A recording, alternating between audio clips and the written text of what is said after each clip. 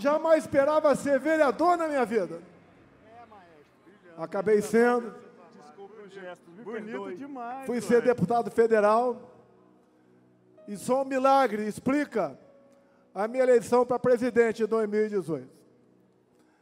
Milagre da vida. E que entendo eu, na minha fé, um propósito de Deus.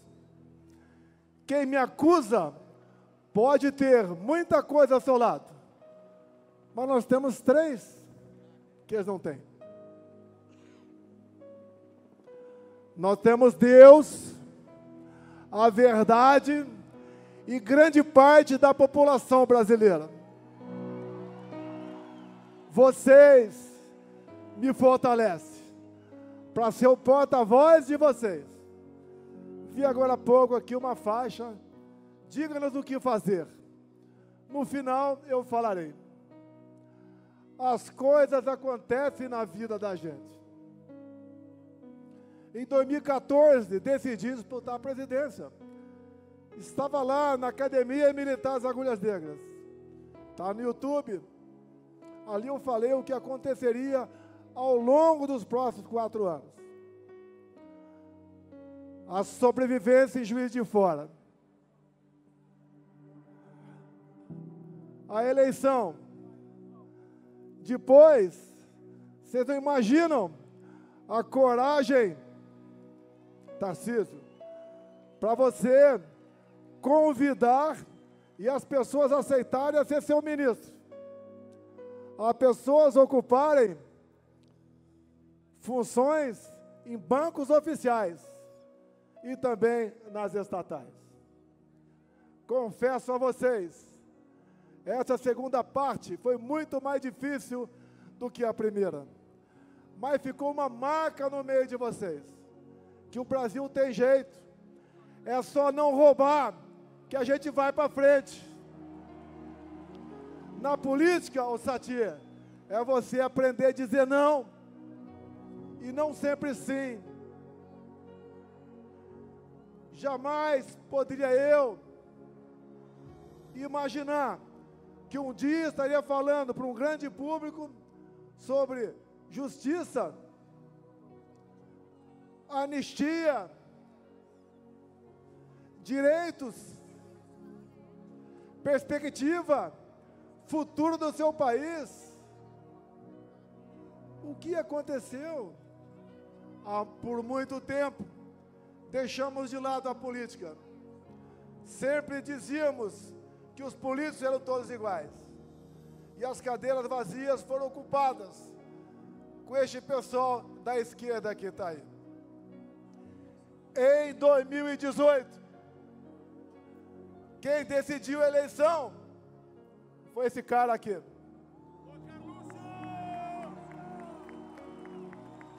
Um telefone numa prancha de surf. Este foi meu marqueteiro. Mas tínhamos naquele momento a liberdade de expressão. Podíamos nos manifestar. E no Facebook, por noite, agregávamos mais de 400 mil pessoas. E fiz uma coisa também, o Silas Malafaia. Você é pastor.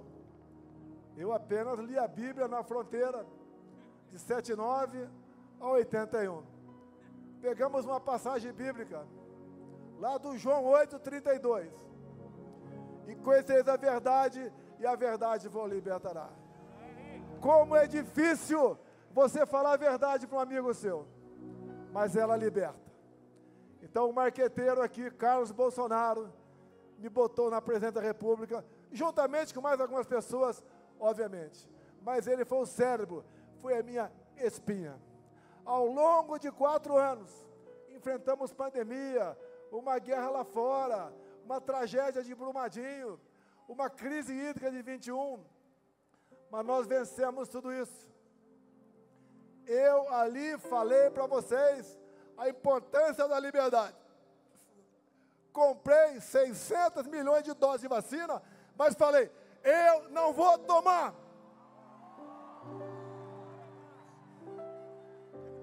Você tem que ter liberdade para escolher o seu futuro.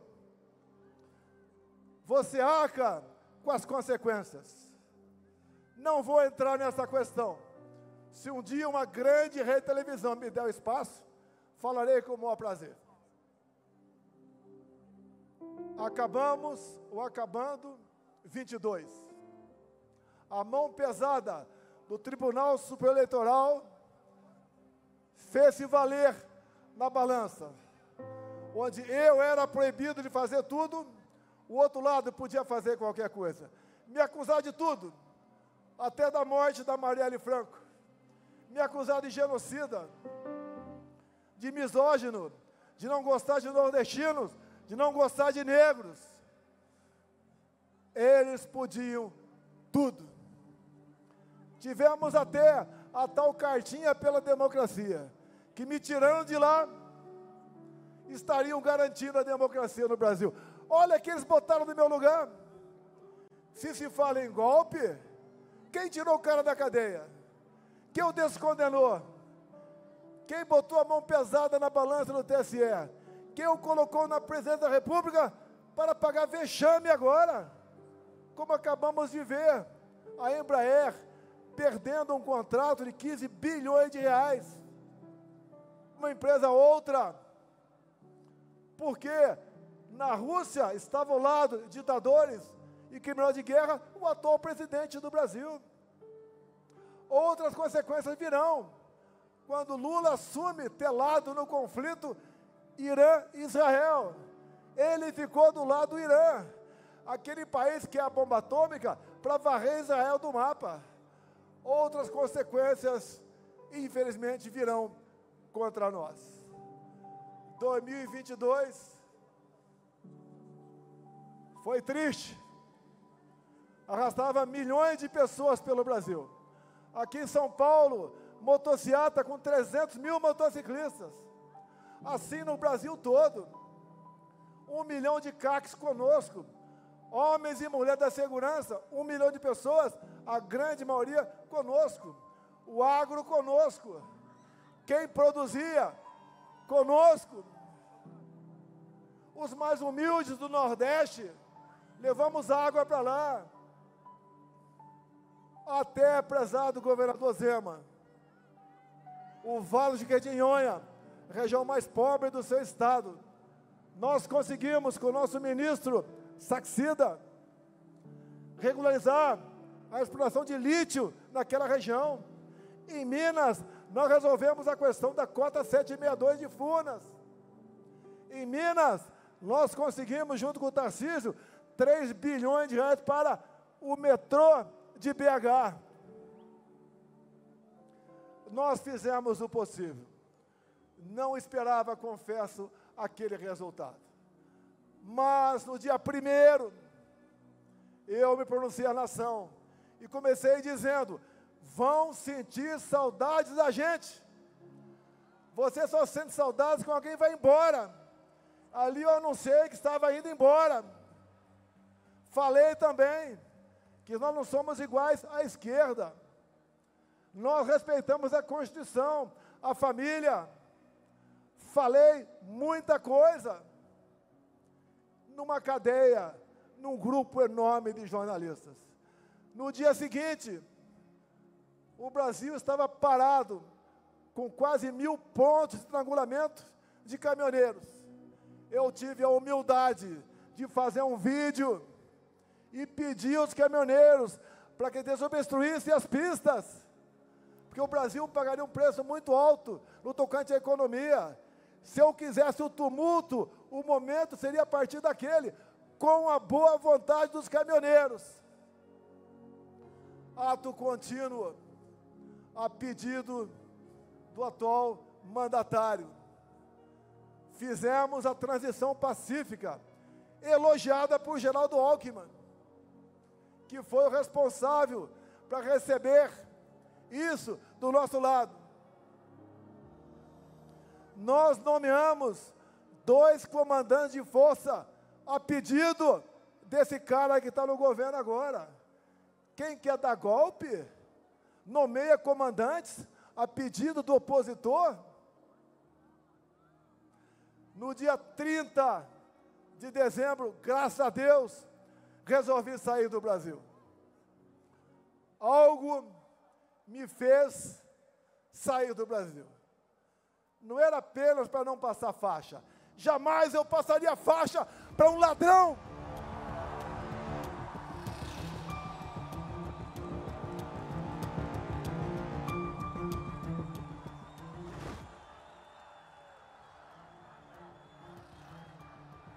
Jamais passaria faixa para um ladrão.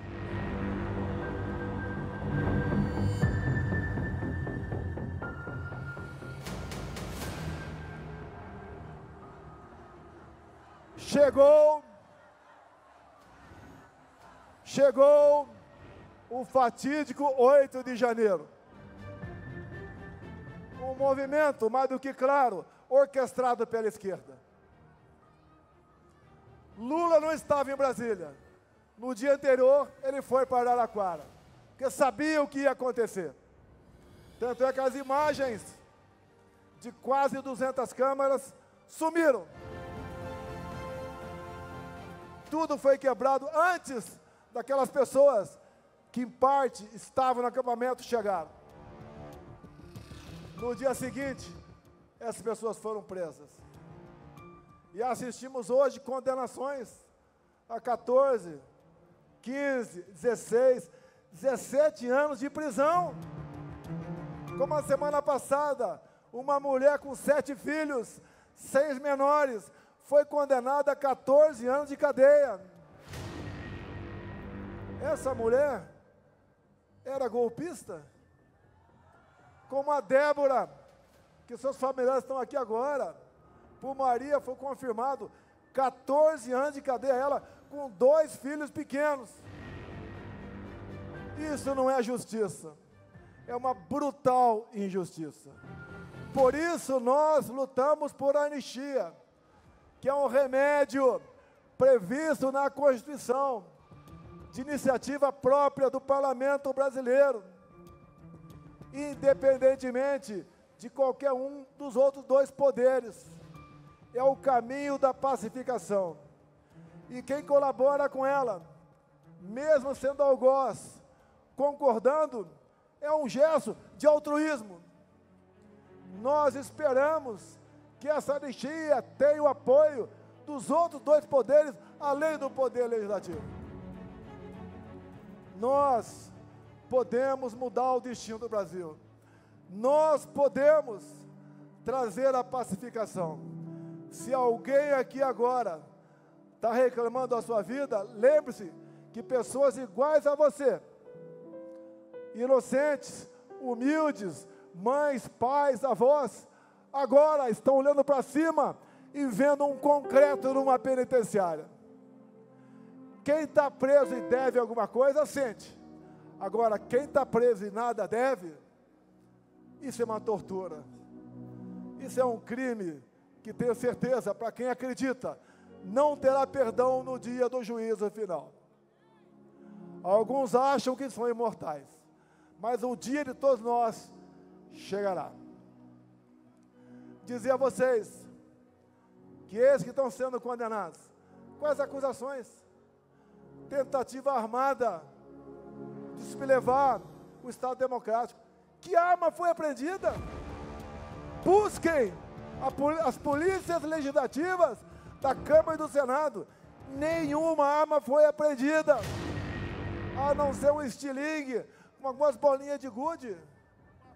Que tentativa armada é essa?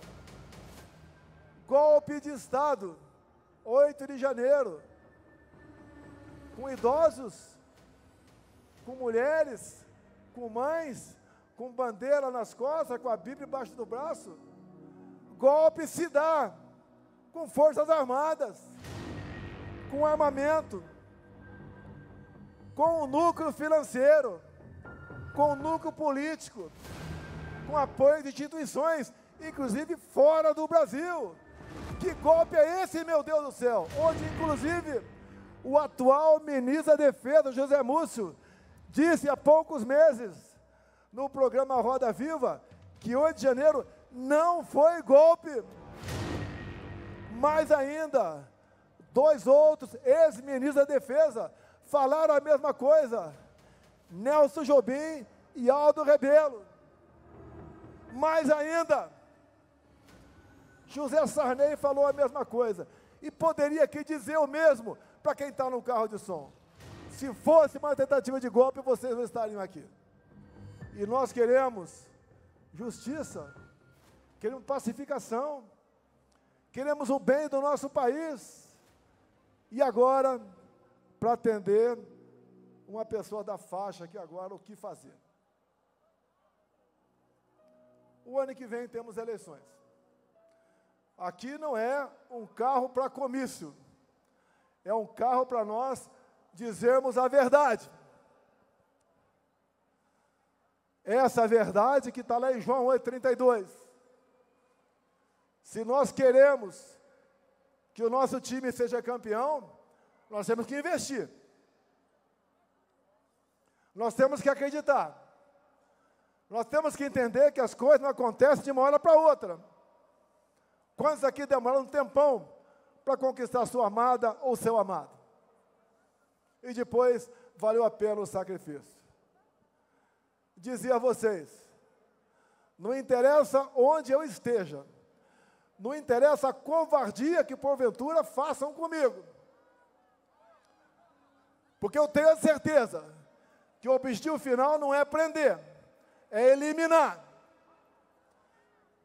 Logicamente não quero ser preso e nem morto, mas não posso fugir da minha responsabilidade, não posso fugir da verdade, não posso fugir da minha palavra para com vocês. E digo, estaria muito bem se estivesse do outro lado, mas não estou. Estou do lado de Deus, pátria, família e liberdade.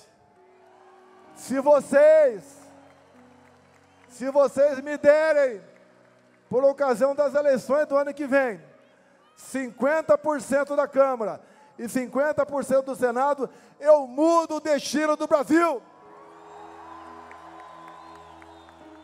Tarcísio, quando eu falo isso, tem outros 50% para o republicano, para o PSD, para o PP,